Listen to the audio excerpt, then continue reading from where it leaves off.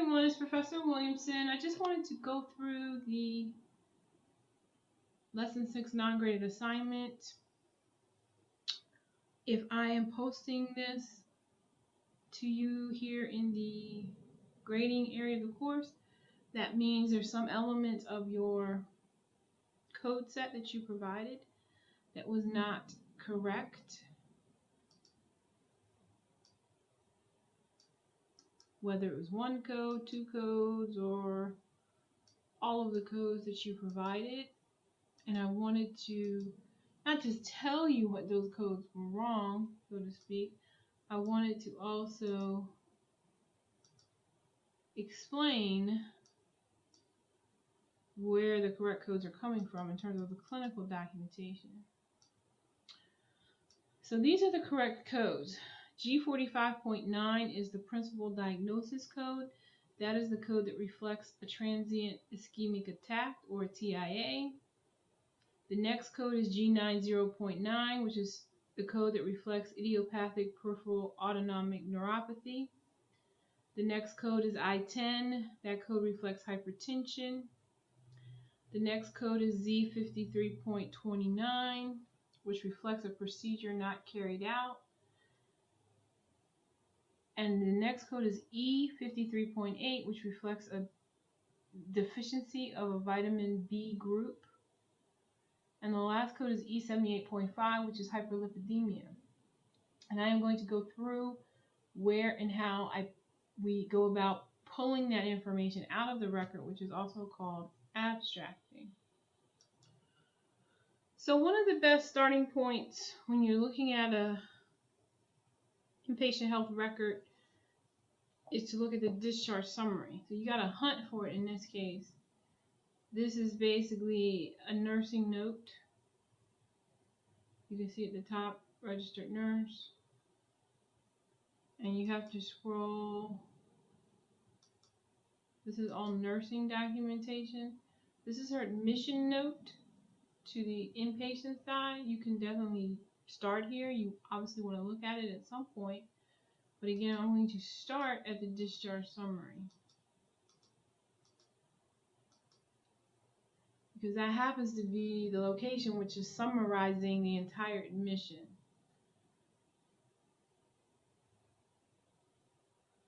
So this is the physician's attestation at the top saying that he has reviewed everything that the resident has written in detail, and he concurs with the full document.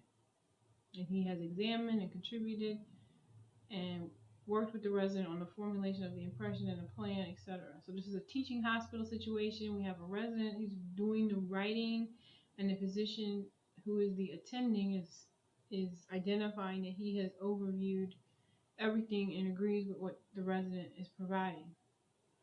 So this is the discharge summary. It has some basic demographic information, and it has an admission diagnosis of a TIA, discharge diagnosis of a TIA. Then it says secondary diagnosis, hypertension, autonomic disorder, operations procedures none, and then he goes on to the findings. So the resident and the physician are already telling us their understanding of the principal or the primary diagnosis, in this case TIA. Our job now is to confirm that, to make sure that that was the reason the patient was seen, that was the reason she was admitted. And we also want to make sure that anything else on this discharge summary in terms of a documented diagnosis was truly treated. And treated can be nursing care, dietary, radiology, lab report, surgical event, consults, etc. Treatment means a lot of things. But the physician can't, or the resident or the physician, and the resident is a physician, the resident has an MD, they just haven't finished their training yet. A resident is, however, someone who has graduated from medical school. The resident and the physician are saying this information. We have to verify that what the principal diagnosis is based on our definition, or not really ours, but the definition of ICD-10-CM coding classification system. And we have to identify and code the additional procedure or additional diagnoses that were documented and treated, with treatment encompassing that large umbrella. So at this point, we know the TIA is what the physician is saying. We would read all of this information to see if we have any reason to believe the TIA wasn't what she was admitted for. And he tells us her history as to what she came in with. Her symptoms was right-sided weakness, etc. So they thought she might be having a stroke. They ended up doing an MRI. So they did treat her. They did an MRI, etc. And they figured out that she did not have a stroke. She had a TIA. They did other testing here. We have all of the radiology testing that they did. They did a chest x-ray, etc. They also did laboratory work, noting that her cholesterol is really high, 241. And here on this page, what happens to be page 12 of the electronic document, we have information about her hospital course. During her hospital, they put her on Plavix and Lipitor for her high cholesterol. They also gave her a B12 injection because she had a low B12. Patient has a history of hypertension but is not under treatment. Her blood pressure was high during the admission. We started her lisinopril. So we have this group of diagnoses that she was treated for, and these are additional diagnoses. And they did all of this workup. She had multiple radiology events, CAT scans, MRIs, regular radiology reports, etc. Here on page 14 of the electronic record, we have a listing of her active medications. These are the medications she was on while she was in the hospital.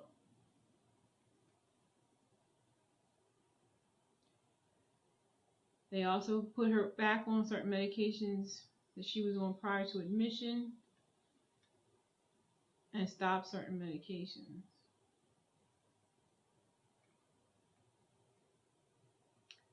Now we have an idea that she had a TIA. We have the idea that that was present on admission, or that was what she came in with because she had right-sided weakness, etc.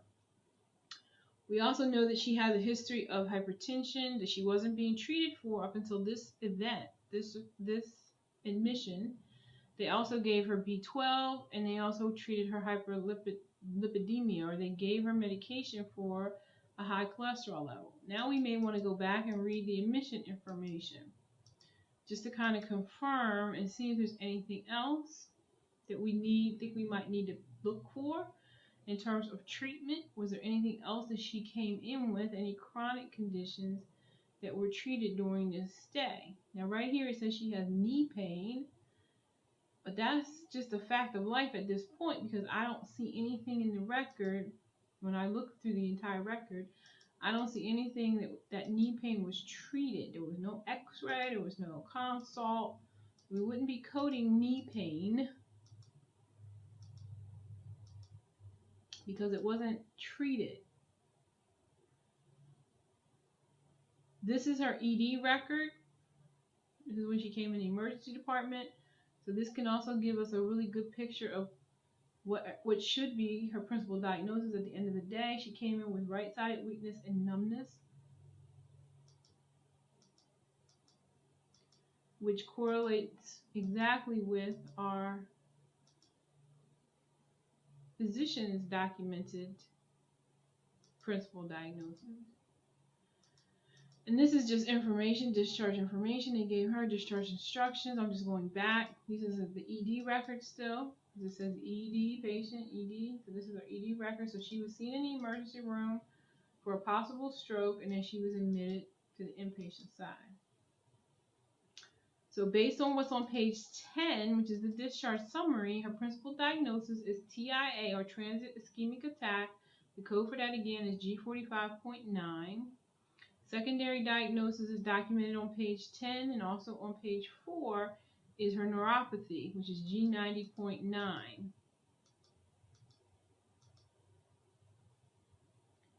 And she had a consult. just looking at that neuropathy issue.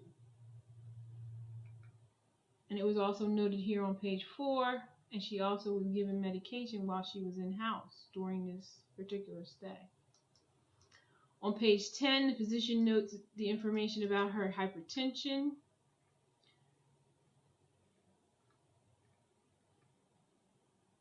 I'm sorry, I think it's on page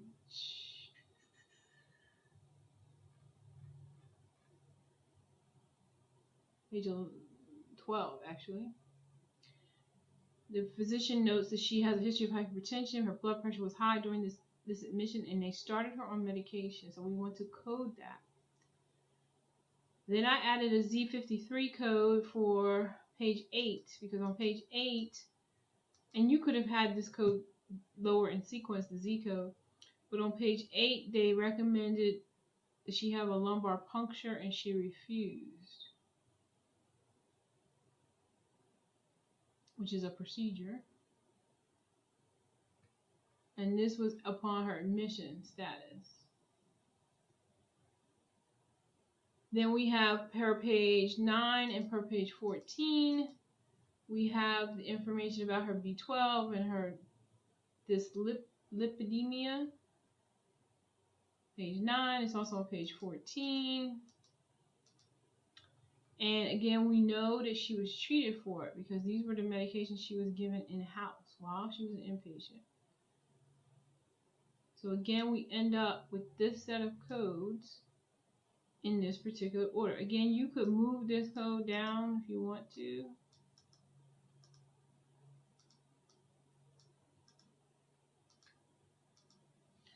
If you had it like this, that's fine. You could have also had these kind of in the opposite order, or you could have had these these 3 codes could have been in any order. These could have been E78.5. But these are 2 major issues that she's having that are affecting her weakness, or that explain her admission complaints. And they definitely should be the first and second codes.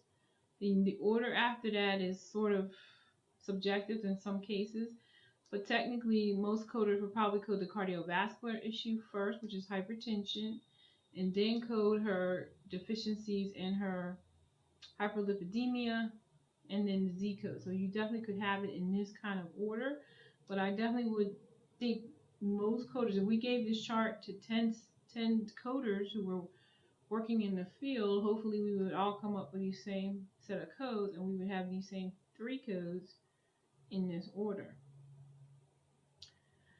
So that's the walkthrough of the non-graded assignment. If you submitted it, great.